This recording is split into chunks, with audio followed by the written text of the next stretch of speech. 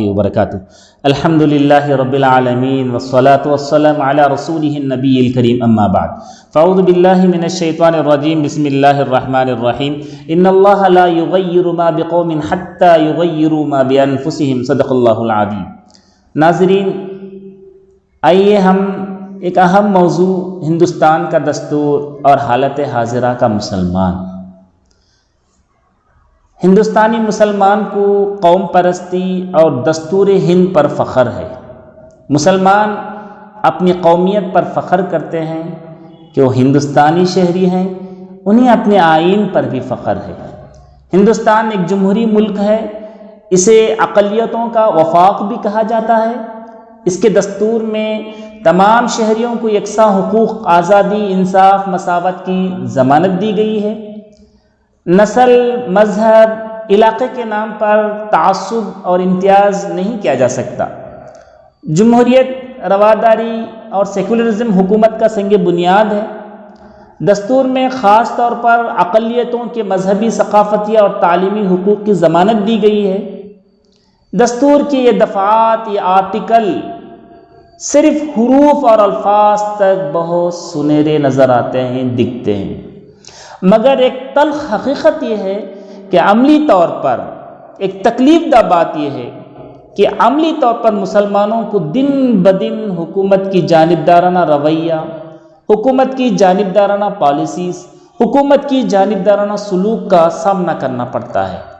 گویا صرف دستوری یقین دہانی مسلمانوں کے حقوق کے تحفظ کے لیے کافی نہیں ہے۔ جب تک قانون اور پالیسی بنانے والے اداروں اور افراد کا رویہ مسلمانوں کے حقوق کے بارے میں، ان کے رائٹس کے بارے میں درست نہ ہو اور انتظامیہ کا ذہن تعصب، تنگ نظری سے پاک نہ ہو، یہ دستوری دفعات، یہ آرٹیکل بے معنی، بیکار اور بے فائدہ ہو کر رہ جائیں گے۔ شاعر نے کیا ہی خوب کہا، ایک دو زخم نہیں جسم ہے سارا چھلنی، ایک دو زخم نہیں جسم ہے سارا چھلنی، درد بیچارہ پریشان ہے کہاں سے اٹھے۔ ہم دیکھتے ہیں، چند سالوں کا تجزیہ کرتے ہیں تو یہ بات روز روشن کی طرح عیاں ہوتی ہے کہ انصاف کے علم برداروں سے مسلمانوں کے خلاف میں جو فیصلے صادر ہوئے، مسلم پرسنل لا میں مداخلت کرنے کا کھلم کھلا اعلان، یکساں سول کوڈ کی لٹکتی تلوار مسلمانوں پر، سی اے کے قانون کے نفاذ کے لیے راہیں ہموار کرنا، جو آرٹیکل 14 کی مکمل خلاف ورزی کرتا ہے۔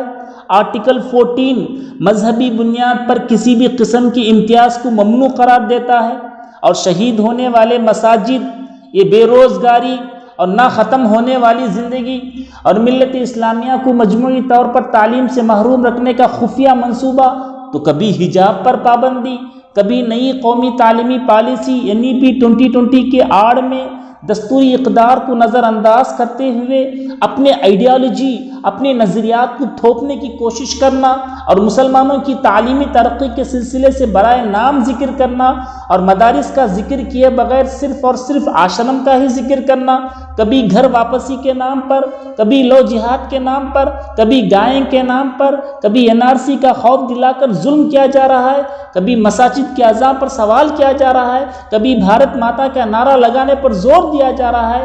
ہم مسلمانوں کے لیے اور ہمارے مستقبل کے لیے ہم کو سوچنے پر مجبور کرتا ہے، اور واقعی ہم مسلمان جو دل میں غیرت رکھتے ہیں، سوچنا چاہیے کہ ہم پر کیا ہو رہا ہے، ہم کدھر جا رہے ہیں۔ شاعر نے کیا ہی خوب کہا، برسوں کی مسلسل محنت کا انعام تو پایا ہے، لیکن برسوں کی مسلسل محنت کا انعام تو پایا ہے، لیکن مزدور کو جس کی خواہش تھی افسوس یہ وہ انعام نہیں۔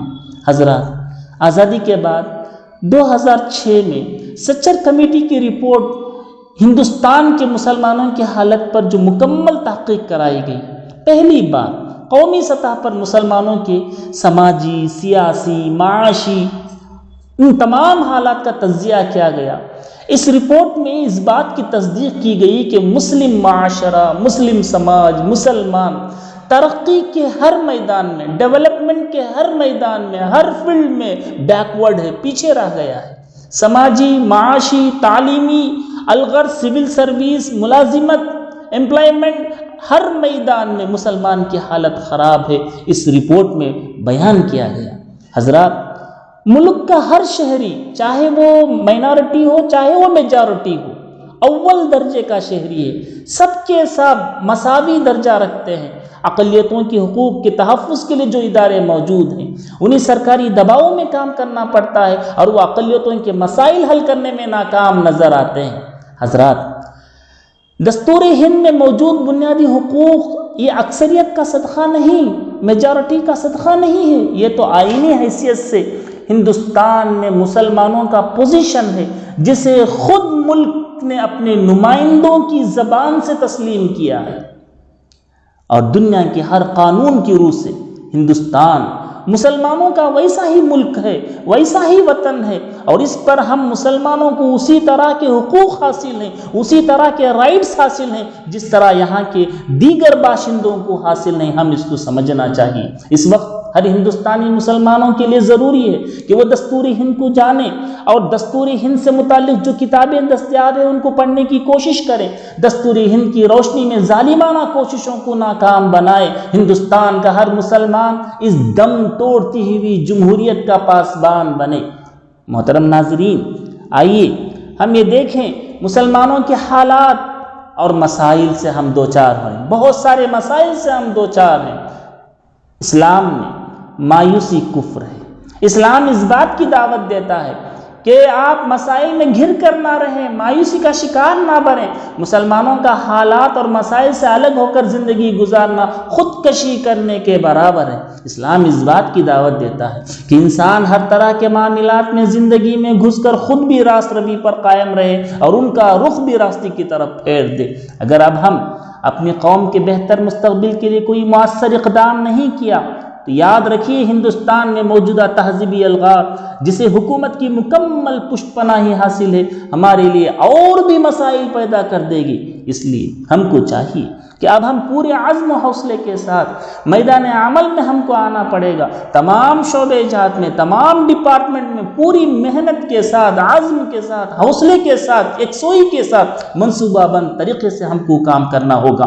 ہم میں سے ہر فرد کو اپنی توانائی اور صلاحیتوں کو قوم کی فلاح و بہبودی میں صرف کرنا پڑے گا۔ ہم اپنا ایک مشن بنانا ہوگا کہ قوم کا کوئی فرد تعلیم سے محروم نہ ہو، قوم کا کوئی بچہ تعلیم سے محروم نہ ہو۔ اعلیٰ تعلیم میں ہماری نمائندگی زیادہ سے زیادہ ہونا چاہیے۔ تجارت و معیشت کے میدان میں ہماری قوم آگے بڑھے، تہذیبی و تمدنی اعتبار سے ہمارا معاشرہ ترقی کرے، اور اس جد و جہد کے ساتھ ہم ملک کی ضرورت بن جائیں گے، ملک کی نیڈز بن جائیں گے۔ ایسا نہیں کہ ہمارے وجود کے کارناموں کی فراموشی سے اگر یہ ملک ہمارے وجود کے کارناموں کو فراموش کرے گا تو یہ ملک ادھورا ہو جائے گا۔ اگر ہم نے ایسا کیا تو تمام تر سازشوں کے باوجود نہ صرف ہمارا وجود باقی رہے گا بلکہ ہم اس ملک کی، اس دیش کے، اس وطن کا اٹوٹ حصہ بن جائیں گے، اور یہی اللہ کا نظام بھی ہے۔ اللہ نے جو تعلیمات ہمیں دی ہیں ان میں سے ایک یہ ہے جسے فراموش نہیں کرنا چاہیے، جو مفید ہوتا ہے اللہ تعالیٰ اسے قائم رکھتے ہیں، باقی سیلاب کے ساتھ بہہ جاتے ہیں۔ تو لہٰذا ہم اپنے حالات حاضرہ کا جائزہ لیں